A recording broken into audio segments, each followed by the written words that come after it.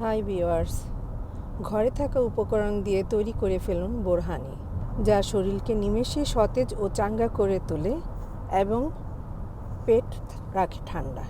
একদম সহজ রেসিপিতে বোরহানিটা বানিয়ে দেখাচ্ছি। এর জন্য লাগবে নিয়ে নিলাম পুদিনা পাতা, 4-5টা কাঁচামরিচ এবং ধনে পাতা। সবগুলো উপকরণ একসাথে ব্লেন্ড করে নিতে হবে। এবার একটা বাটিতে মেজারমেন্ট কাপের 3 কাপ টক দই নিয়ে নিব। হ্যান্ড উইক্স দিয়ে খুব ভালোভাবে ফেটিয়ে নিতে হবে। তাছাড়া ব্লেন্ডার বা ডালঘুটনি দিয়েও এই কাজটা করা যাবে। এবার দিয়ে দিব একটা লেবুর অর্ধেক লেবুর রস।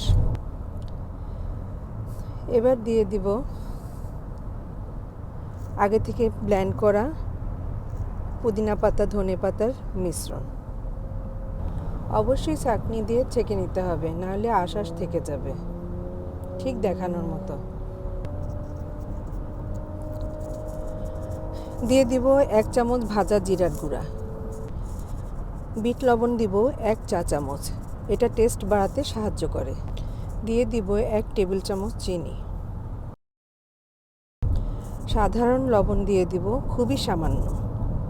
এবার সবগুলো উপকরণ আবার মিশিয়ে নিব।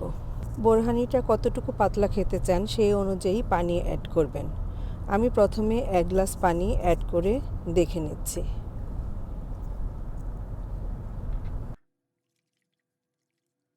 চামচ দিয়ে উঠিয়ে এর ঘনত্বটা দেখিয়ে দিচ্ছি, ঠিক এই রকম আছে।